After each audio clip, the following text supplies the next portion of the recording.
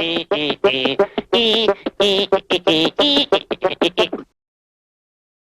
what's up, everyone? We're back with another Guy Talk episode. I, of course, am Jimbo, and this is Dano joining me again. Hello. And, what are you drinking tonight? Well, funny you should ask. So it's actually fall here in Minnesota, so I thought I'd wear a cardigan, which is proper for... You never wear long sleeves. Well, not until the fall when it gets cold out. A Boston Lager from Samuel Adams. Classic. I'm sorry, I just can't get past this. It's like you came out of prep school. I don't know. You can still kind of see some definite... No. If this was Saved by the Bell, I'd say, hey, preppy. Anyways. You would be AC Slater, and I don't think I would... That's the first time I've ever been compared to Zach. Because look at your blonde, flowy hair. Yeah, right. Anyways, I have a Boston Lager. How about you? What are you drinking? I am... So, this is actually an experiment. This is this new peanut butter flavored whiskey that I'm pretty new to. It's called Screwball. And I kid you not, you smell had to mix that with something. Yeah, I did. Okay. It's not straight. So it's 2 shots of this Screwball peanut butter flavored whiskey. Yep. And then 2 shots of a chocolate liqueur. So I'm trying to make kind of like a Reese's peanut butter cup almost. Like a shot in a glass. Yeah. And well, I didn't even know that was, of course, that's a thing. You're the bartender. So, and then I added a little bit of cream. Oh, crema. Yeah. Perfect. Yeah. Well, just heavy cream. For fall Minnesota. You're also having a Minnesota themed drink. Sure. I didn't know that was a thing, but I wanted something a little bit thicker. It's kind of like, cheers. Well, cheers. That was terrible. Yeah, that's clink. There, we need the audio. There, yeah. We got it. All right. I'll just add that in post. Tink. So before we get into tonight's topic, which is a big one, yes, I thought I would just do a little rehash. Sure. Remember our last topic? We were talking about boxers. How could we forget? Yeah, how could anyone forget? Right. Boxers versus briefs. And you brought up an interesting point about sleeping in the nude. And I was reluctant. Yes. I was a little afraid. Yes. You're stuck in your ways. Yeah. So I told you that maybe I would force myself to do that. So no pressure. I didn't pressure you. No, but I would give it a shot. Yep. So that when was that? Like a month or 2 ago that we had this talk? Probably, yeah. Since then, I did it. I thought it would be a big adjustment. I'm a changed man. Oh. I am now a nude sleeper. Oh my God! Yeah, yes. Congratulations! Yeah, thank you. Cheers to that as well. That is fantastic. It's amazing. I have made it took no time. I made the complete adjustment. We urge you all now. Jimbo's to sleep naked. Yes, sleep naked. It's so much. You'll better. enjoy it. It's way better. It's awesome. I sleep really well. There's no more the slip in and outage. Resistance. Yeah, no resistance. It's amazing. So me and my girlfriend, we went to Hawaii actually back in September, and that's when it was. She told me, she's like, "All right, now per your conversation, we're gonna do this." And so every night we were there, that's how we slept, and amazing. You started perfectly in Hawaii because if it's winter in Minnesota, it's not the best time to sleep naked. But actually, it's always the best. It's always the best. Yeah. Yes, but I'm happy for you. Oh, thank you. I it's wish amazing. you well on this journey. I wish I had done this or started doing this years ago. Right. I'm sure you get that all the time because you talk to people about this all the time. Right. Anyways, we're not here to talk about sleeping naked. Here we are. We're actually tonight's big topic is online dating. Ooh, this is a can of worms. We're going to keep it short. Maybe. Well, my memory card on my camera says an hour and 20 minutes. Hopefully we don't go that long. So anyways, online dating. So the big question I have, you're more of a vet with this than I am. I am a savvy vet when it comes to this topic, yes. My question is the world a better place because of online dating? Or is it just more complicated? Or, you can take that however you want.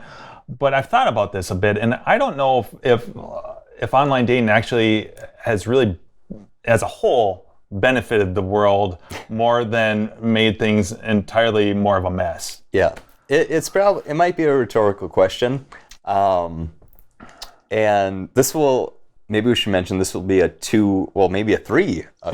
So we're not gonna. This episode is all about online dating, but in the future, like in the next series, episode, people say it's going to be a series. So in the next episode, we're going to talk about offline dating, like what we're all used to, or what maybe not all of us, but before the internet and internet dating, and the pros and cons to that. So that's going to be we're going to try to avoid talking about that in this episode, but so this one's all going to be online dating and all the hiccups and the pros and cons and all that jazz. But yeah. So to go back to your question, is the world a better place? I think it comes down to, and I'll keep this short, but it comes down to access. Like back in the day, it would be, oh, this girl's attractive. She's playing tennis. I know she's attractive. I know she plays tennis. That's all you know. Yeah. Whereas now you're like, oh, she's attractive. She plays tennis. She has 14 cats, and you go into it knowing a lot about the person. Deep into it. Yeah. Right. So I think we're gonna dive deeper into it, but I guess when it comes to online dating, there's different things that people are pursuing. It's one night stands, the hookup, all that fun stuff. What we're going to focus on.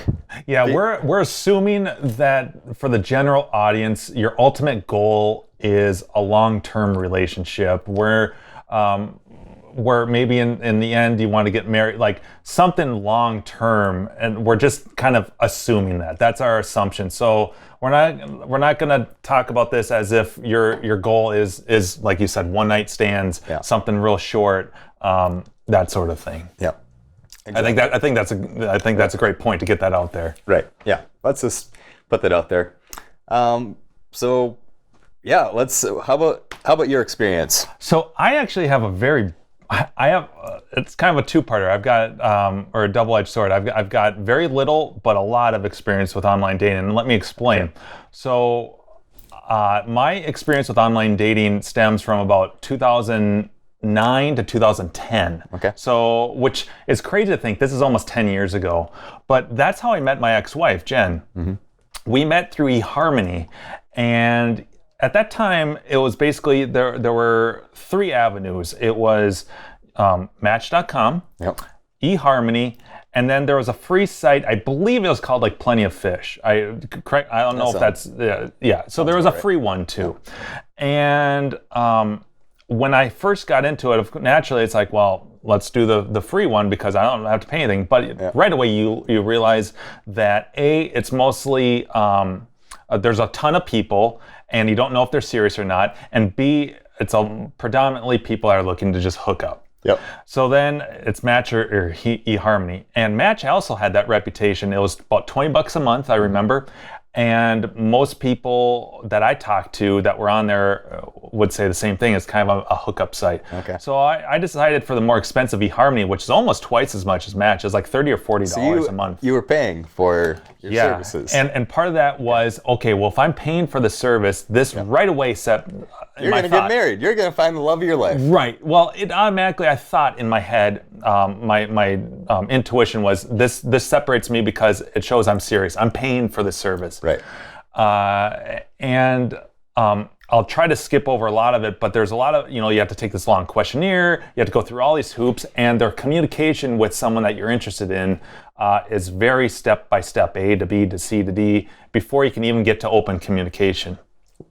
All that before you can even talk to them? Yeah. So okay. That shows you how far things have come. I met my ex-wife there, and she was the first match that I came across, but we completely I looked at her profile and stuff, and we hit so many we were in sync. Like everything about us was identical, and I took that as a great sign. You can think that 400 questionnaire thing bullshit, but I'll get to that. So yeah, you start out, and it's I can't remember exactly, but it's like 4 steps. It's like hey, you send out a little thing that hey, I'm interested or whatever. Yep. Then the next one is like a multiple choice question that's pre-made, like they selected it's a multiple choice thing. Then the next one is like an essay question, and then you can do like an open email. And so you go 14 through all steps this. later, Yeah. 2 months later, you can finally open conversation. Yeah, that's how it seemed. And we hit things off. But, and as I alluded to, my ex-wife, so we got divorced a few years ago. But in hindsight, which is always 2020, I discovered that the reason why things didn't work out, without getting into any juicy details, was because eHarmony, at least in my experience, and I don't know if it's still the same way, but they pin you up. They try to match you up with someone that's just like you. That makes, theoretically, that makes paper, sense. It sounds great. Right. It's like, wow, but with the personality traits, like one of my personality traits is I avoid conflicts. I'm very conflict avoidant. I don't like to get into arguments or fights, and so I'll do whatever I can to sidestep. A Minnesotan. So I'm a Minnesotan. I like that, yeah. But so was she. And so that didn't work because we both would avoid the big things. Yep.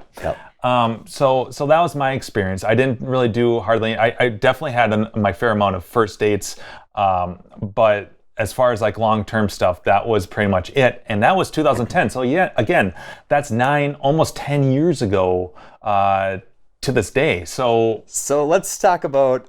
It's funny. So then versus now, maybe we talk about, and it's funny how you mentioned the three that were out there, and kind of like the low budget, the more serious, and the premium.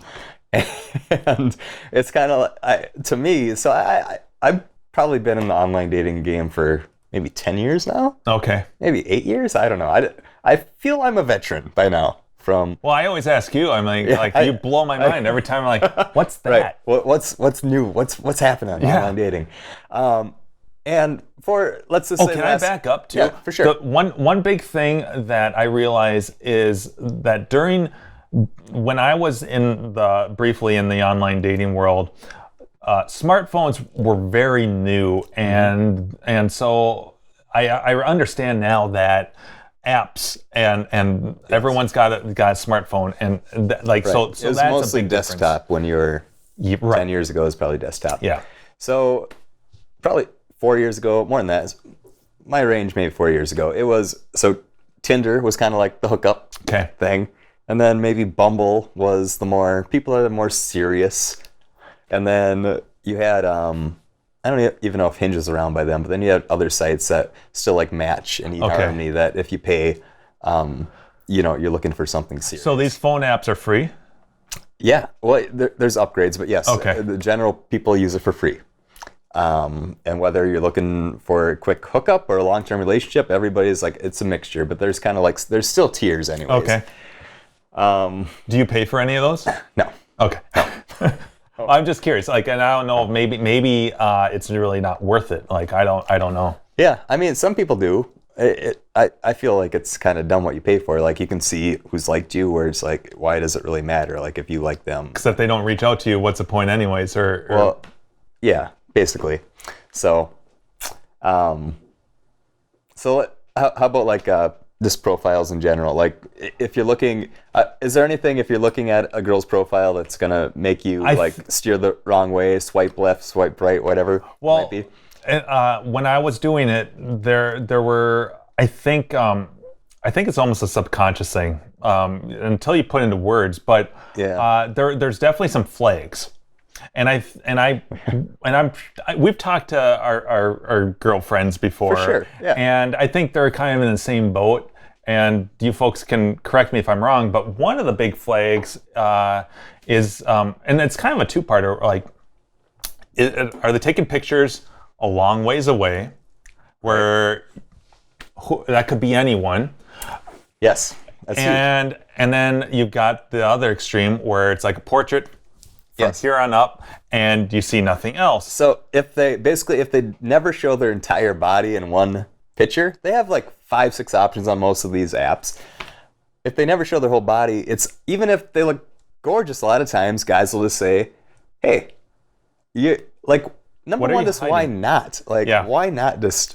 And so they're probably not gonna. And to that degree, I appreciate the people that may, in one sense or another, feel like they're not that attractive, but at least they're like, "This is what I am. Here's what you get." Right. And disclaimer, we're I'll speak for myself. I'll probably come across as shallow in this episode. Yeah. But it's We're not specimens either. If you're not showing your body, like, you have to be out, like, hiking with friends at some point. Just take a picture. Well, here's a better question. Yeah. If you are hiding that stuff, what do you think is going to happen if you get to that first date? Yeah, that's what I always think. It's I don't want to say false advertising comes to mind, but I mean, what do you think? Do you think that, I thought our chemistry was out there that we wouldn't have to pass the physical attraction. It could always be, like beauty comes from within type thing, where even like you show up the date and great body, but it's like we should have made a connection through something else other than physical connection. And I mean, it's great in Hollywood, but there is a physical attraction test that if you don't pass now.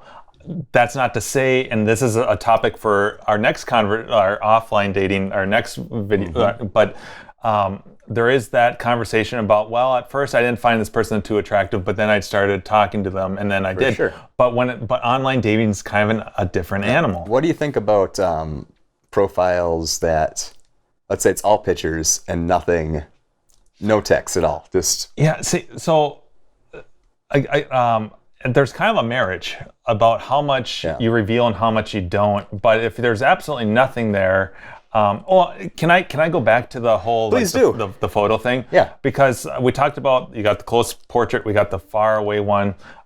There should be a little bit of a mix, but another one, and I think I don't want to say this is universal, but I don't want to see a bunch of photos with alcohol in them. Like, I'm the big party person. So that's one thing I want to see. Like, you want to see the social aspect. I want to see, even so, a lot of the dating apps nowadays, Jimbo, which you probably don't know, they have I'm an old man. They have a thing where you can say how much you drink. Whether it's not at all, socially, a lot, frequently, whatever it might be. Like, there's different stages on different apps. And like, I like to go and I like to have a good time, and like, one of my no-goes, my automatic swipe lefts, whatever, is if you don't drink. Like, you have to drink for me. Yeah. And, So yeah. And some people might say like they drink socially or something like that. And if I see every single picture of them as like leaning against a wall in Paris, it's like, okay, you like to travel, but do you like have a good time with your friends ever? See, now for me, I wouldn't instantly disqualify that. Now, if they say, like, as you say with the new apps, they ask how much you drink. If it was a non-drinker, and obviously we like to enjoy our beverages, yes, that would be a flag. But I wouldn't discount based on photos alone. If that's something that they like check a box or respond to, put a number in, and it's 0, then perhaps. But as far as like the photos go alone, there's plenty of other that I won't disqualify based on. Real world, I will, go back. Real world example. Talking to a girl, thought she was attractive, thought we hit it off on a lot of things, and met up with their first date. She's like, oh, I have a tea. Like, okay, it's like happy hour. It's like kind of weird she had a tea. Okay, yeah. And then especially if you order something. Right, and I did. And got brought out that she doesn't drink. It's like, okay, usually I actually, like, I make a point now. You kind of like live and learn. But it's like, that's automatic. That's a great conversation for in the series. Yes, actually, we actually are planning on doing we want to do an episode on talking about first dates, because that's an entire new can of worms. So when we're looking at pictures, things for me are, this is the super pretty girls. When it's makeup and heels and like doing your poses in every picture, that's a no-go. Some guys, great. It's a perfect match for them. Not for me. Filters, like even like hunting pictures. Like some guys, for sure, that's what they like. Right. Not me. So everybody has their own personal thing, but like a picture, there's certain things that you put out there, and you're like vice versa. What we're posting for our pictures shows a signal to what you want. One big one for me is I don't want to see photos in front of a mirror. It's an instant turn off. Oh God! And it looks so awkward. And you see a little flash, especially a gym mirror. Like I can see like if girls are mirror, though, too, to me is just like yeah. I know it is weird. Yeah. I mean, I could even still that in selfies. As we talked about last episode, girls treat bathrooms are different to girls. It's like a mecca where they hang out. They have slumber parties in bathrooms. Like everything happens. They have pillow fights. Yeah. So when they're snapping a picture in the bathroom of like the group, like it's cool. There's like 30 people in there. Say cheese. No, but so that's a big one. Let me throw a little context in here, and I could be this day and age. I wouldn't be surprised, and it sounds so funny because I'm like 2010, but it really is 9 or 10 years. I have to keep reminding myself. Yeah. But when I got into online dating, I was very serious about it. It was kind of like I made this decision. I thought about it. I'm like, I'm going to be serious about this. I'm paying $30 or $40 a month. While I'm at it, since photos are so important in this game, yes, I actually went out, kind of like getting senior photos or so you whatever. Got a professional I had a professional photographer. I took some photos in a suit. I did some casual photos, and then I also put some of my own pictures from like activities. I think that was more common in the day. Maybe not. I still see it today. I still see it, but it's like you notice right away. It's like those things are staged, but like. I mean, you can throw a little bit of a mix, but it was kind of like I want to show like different settings and that I'm serious about this. I just feel like there's too many people that just kind of coast by the seat of their pants, and I don't like. For me, that's not quite as appealing. But that the selfies, and like even if just give your phone, like be like, I'm doing online dating. Here, Daniel, can you take a photo of me?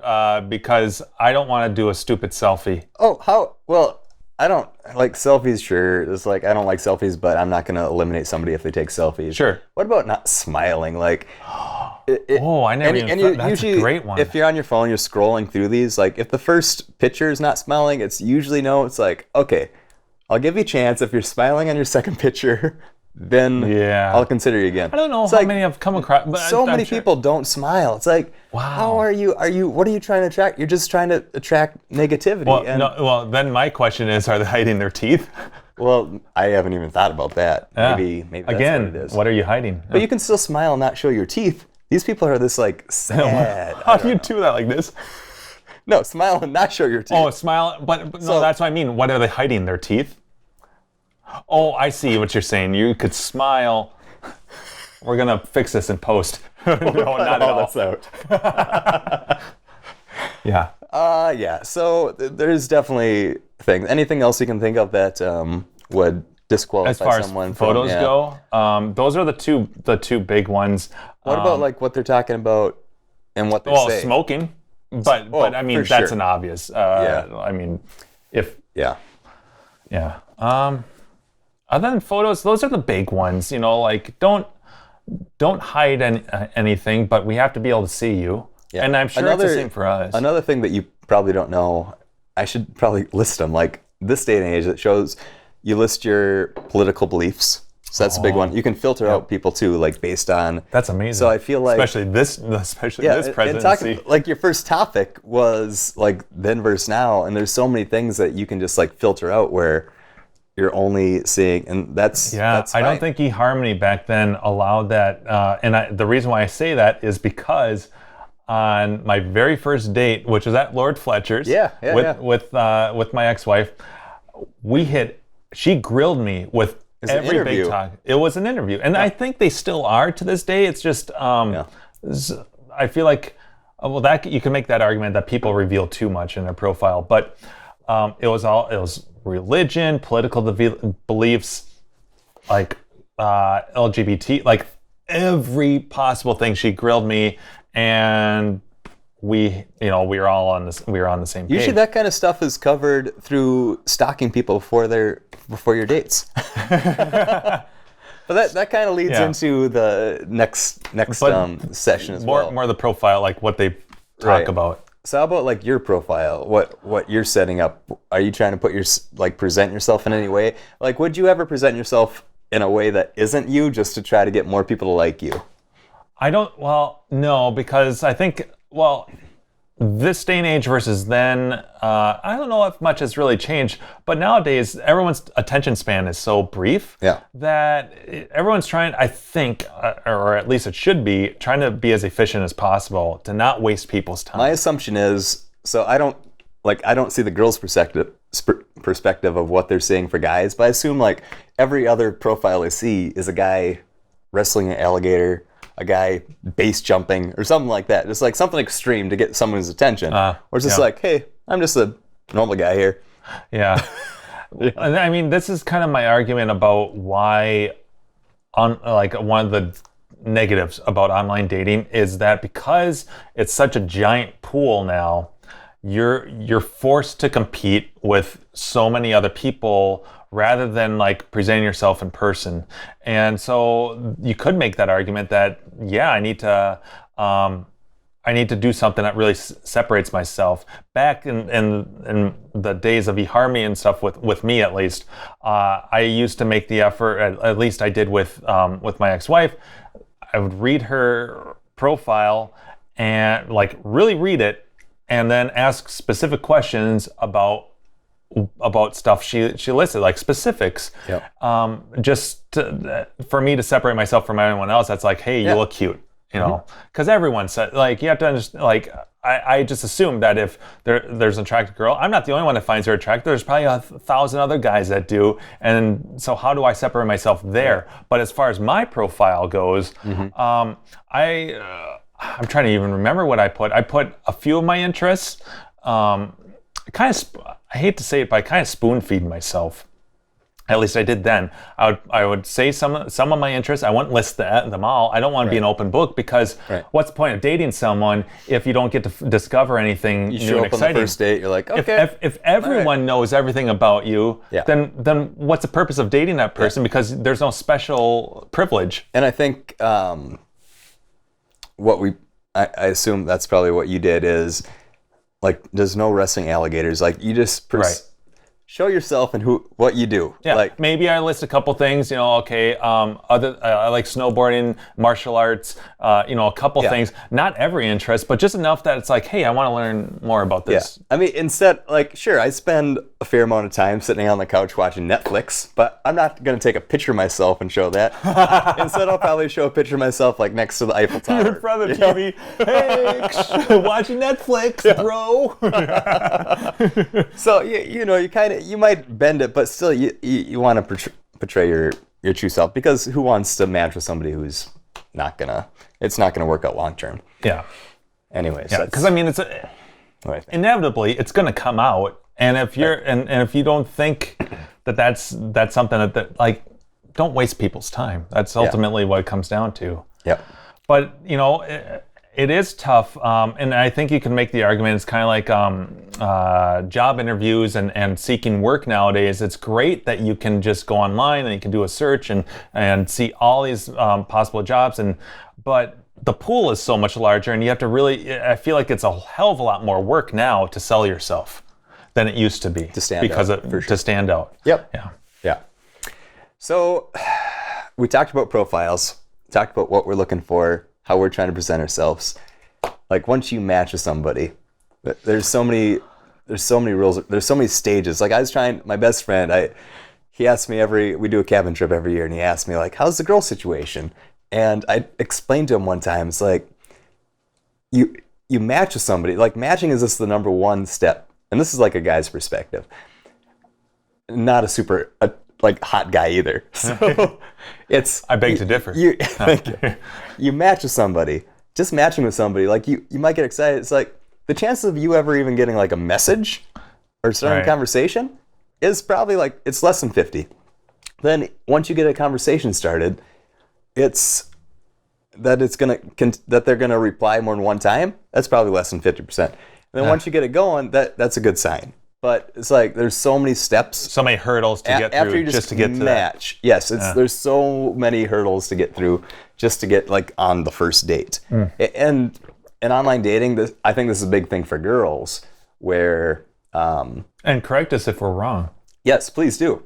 I see a lot of girls say, I don't want to chat forever, just ask me on a date. And I totally get that. Like, if I swiped right on you, whatever, if I like you, like I want to go on a date with you. I want to go on a date with you. But the reason that I'm chatting is to vet you out, to make sure that I want to show up on that date. You've been on enough first dates that you don't. Right. I mean, 6 years ago, I probably would have said, all right, let's go on this date. Let's do it. But now it's like, no, I want to make sure my time is well spent on this date. And still at the same time, it's like I'm not going to spend a month going back and forth and chatting. It's like after a week, I feel like, you know, you have to make the move for the date. Right. So, yeah. And you can learn a lot. I mean, depends on what that first date is. Now, for me, like back in those days, well, it still was. It's still the same, regardless of if I shouldn't say that. I need to revert back. When I meet, again, I'm going back to meeting someone in person versus online dating, because there's a different amount of time you have in with that person. But when it comes to online dating, my initial thing was always, let's either grab a coffee or a drink, and meet there. You're invested maybe 45 minutes. If it's going really well, maybe an hour and a half tops. And so you're no big commitment, and you can learn. You learn so much, like body language, how they present themselves, and then of course you get into whatever topics you're going to discuss. Yep. So that was my thing. But yeah, that's another thing. Going back to your first topic too, like now versus then. Back when you didn't know anything about the person and you went on a date, it would be every single thing that they said was new. Whereas now, the first 30 things they say you already know. Like you start basically. But how much is that on the person revealing that stuff in their profile? But I mean, you can make that argument then. Well, they didn't reveal enough about them. But like, I don't want to know everything. I want to know some of the big things that won't waste my time. Okay, they're a non-smoker. Good. Yep. I want to know the big things that'll make me at least know that you're a candidate to have the old first LT. That makes sense. So there's a big thing with online dating is matching, ghosting. Ghosting's huge. You hear about it all the time. Is that when someone just doesn't respond, or they? Basically they just you're having a conversation and then boom, they're gone. They might delete you. They might just like never converse with you again, but basically there's no contact after that. That's about as passive aggressive as it gets. Yeah, that's totally Minnesotan. Minnesotan's the theme today. That's totally Minnesota. We're all dicks, I guess. So and I feel like at certain points in the online dating, I guess, connection, it's fine to ghost. Maybe it's never fine to ghost, but there's probably a lot of opinions out there too. But let's say that you match right away. Yeah. And the app depends too, but let's say you're on Bumble or something and you match with a girl and then it's like you have 24 hours. Usually the girl, I think, has 24 hours to make a comment. Wow, they set a timer. Yeah. And then if she ever replies, the guy has 24 hours. And then after that, it's open. There's no timer after that. But so many times, like, you can just tell, like, a girl matches with you, and then if she doesn't send a comment right away, you're kind of like, okay, she's never going to leave a comment because she knows that she just matched with you. And then it's just like, you see the clock going down. It's like, okay, she's gone. That's kind of like, it's kind of like the whole, like a text message type thing, you know, where it's like, you're telling me that in 24 hours you didn't have the time. Yeah, right. You didn't have 30 seconds that you could just reply to that. Yeah, just say something. And I mean, like, if you have just matched with somebody, who cares? Like, if you've been in the online dating world for a while, like, that happens every day. It's not a big deal, I guess. But if you're chatting for, going back for a week and then just suddenly like gone, it's like, I don't know, it kind of hurts, Yeah, it's kind of shitty. Yeah. Huh. Yeah, there definitely was that. I do remember, like, maybe not quite as black and white, because it's like what you're describing is more obvious. Like, I remember, there's plenty of the, hey, I'm interested, but you never hear anything back, or send a message. But I mean, that kind of dovetails into like outside of that initial rejection.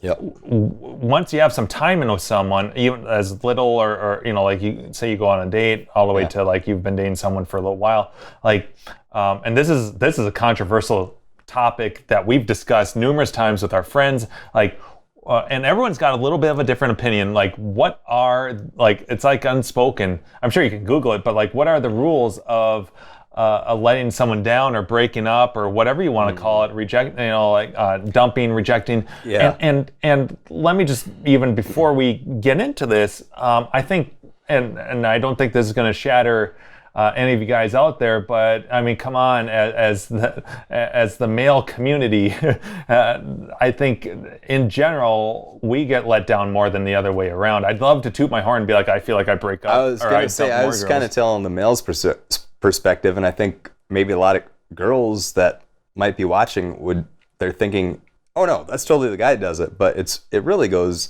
both ways from what I've heard from the girlfriends. It's like it goes both directions. That subject is probably going to be talked about on our next show too. Just like once you get to a point where you're seeing each other, well, I guess that's like offline dating, where it's not. But it's so weird to call it offline dating, but that's the only way. That's the only thing I can come up with. Like in person, like this is like non-internet dating.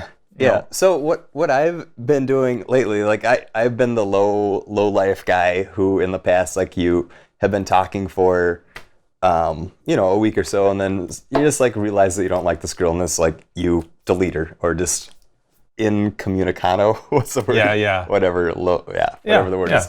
But lately, it's just like, man up. Just say, hey, the reason that we matched, we thought we were a good match, and we've been chatting for a while, so it's kind of just like vetting each other out. And after doing that, it was like, I don't like. So basically, what I've been doing, Jimbo, is I've been sending the girl a message saying, hey, I think you're great, but I just don't think that we're a good match. And then just leaving it at that. And then instead of like deleting the thing, because if I just delete it right away, she would probably think I just delete her. Yeah. It's like, leave it out there so she can read it, and then like she ends up deleting me, which is perfect. It's actually better. One thing that I learned that women do that I am eternally grateful for on so many different levels, and I'm sure you realize this too, is that they find ways to let you down that makes you feel like you're letting them down. Girls are really good at that, actually. Yes. Geniuses at doing this, where they just stroke your ego. They're like, okay, I'm going to either like the ultimate extreme, like I won't say this is great, but the ultimate extreme is if someone you've got a lot of time in decides that she has no interest in you anymore. And she makes you completely miserable to the point that you dump her, even though she really dumped you a long time ago, but you feel, oh, I'm tough. I let her down. But that's like novice girl. Like that's novice where that's kind of like not nice. They've gotten a lot better at it, where it's like they're just like super nice and big, way smarter than us. Oh yeah. And just well, you could take it to even like the most minuscule way. An example would be if they just say, again, this is blending into our next topic about in-person dating, but every guy's experienced this, where you hit on a girl or you ask her out and she says, sorry, I have a boyfriend. There's a good chance she doesn't have a boyfriend, but that's a nice way of saying I'm not interested in you without it affecting your ego. Yep. Girls are so good at that. Guys, we have to like. Well, it's because of I guess just guys approaching girls since the beginning of time. Yeah. And they've learned to adapt, and they've gotten good at that lately. So there is that. My thing. So going back to how you just laid out nowadays, which is admirable for sure. My thing that I usually like to lead with, or at least I did. I've been out of the game for a while, but it was always about wasting time, and so that would usually be I like to say, I had fun. It was nice meeting you. I just don't want to waste your time. I don't think we're a match. Yeah. I don't want to waste your time. That's the biggest thing, because who can argue with you wanting to save someone time and not like toot their horn or like lead them on. Yep. That actually happened about a year ago or so. I told you about Wildcat Amy on the bus. Oh, right? Yeah. So I was on. So I ride a bus to work because it's freaking cheap and I don't have to do any driving. He owns a Rolls Royce, but he drives a bus. That's right. Yes. Yeah. No, I just like to sleep in the morning, and I'm not a morning person, so it's easy to hop on a bus and go straight to downtown Minneapolis. Yeah. So I didn't even guys. We're oblivious, right? And evidently, I must have been sitting next to this same blonde-haired, she's cute, but sitting next to this girl just because she would usually sit in the front. That was the first open seat. I'd just sit there, and usually I close my eyes until it's a 20-minute drive to work. Yeah, so I just I don't fall asleep, but I just, close my eyes. And it was like, I assume, because I was oblivious, I assume it was like at least a month or so. And my bus driver, I was getting off my bus. He was the same driver that drove me to, brought me home. And as I'm getting off the bus, he's like, "Whoa, so apparently you've got an admirer on the bus." She's in cahoots with the bus driver. Yeah, she must have. She said something to him because he didn't tell me who it was, but he's like, someone's interested. Whatever. Was he excited to tell you that? Was he like? I think so. I think it's kind of gossip. I know he's like in his 70s. It's this old guy, right? Hey, Sonny. Yeah. His name was like Michael or something. Yeah. Anyways, so one day, it was like maybe a week later, I'm on the bus, and I think at that time, I think I had an idea of who it was, because she normally rides in the morning, and she was riding the afternoon. She normally doesn't ride the afternoon bus. So she was sitting like right in front of me. And right before my stop, I got up, and she turns around, and she's like, "Hey, you should text me sometime." And she gives me a piece of paper. And I was getting off the bus, and I didn't want to be like, "Sorry, I have a girlfriend." So I took it. Yeah. The following morning, I texted her, and I'm like, "Hey, I don't want to waste your time or lead you on, but I do have I have a girlfriend." Mm-hmm. And she's like, "Oh, thanks for letting me know." And she made some comment about that's a whole nother topic. I think she kind of stalked me a little bit because she's stalkers will be season 7. Yeah. We'll get into that. Yeah. So, anyways, that was my example of letting her know that not kind of bullshit. I didn't want to like publicly let her down, so I just texted her later. Just one question for you: what the hell did that have to do with online dating? Well, I guess it didn't, but it had. That's a great segue. But it related to you not wasting anyone's time and leading anyone on. I was gonna say it's a great segue into our next segment. Whenever we'll do that. Offline dating. Oh yeah, which is coming soon to a YouTube channel near you. Yes. Yeah. Are you done with your drink? Are you? I could be. Yeah, man, I am out. You're drinking a beer. He's drinking a beer, and he's got more in his glass than I do. I just had like 2 cocktails. Note to everyone, I can drink cocktails way faster than I can drink beer. Yeah, we had this conversation earlier. Yeah. Damn carbohydrates. All right. Well, on that note, we will see you guys in part 2, which is going to be all about offline dating. Offline dating, the good stuff. Back how our grandparents met. Hey, don't make me feel old now. This is just 10 years ago. And me. And me. Yes. Yeah. All right. Hey, thanks for tuning in. We'll see you next time, folks.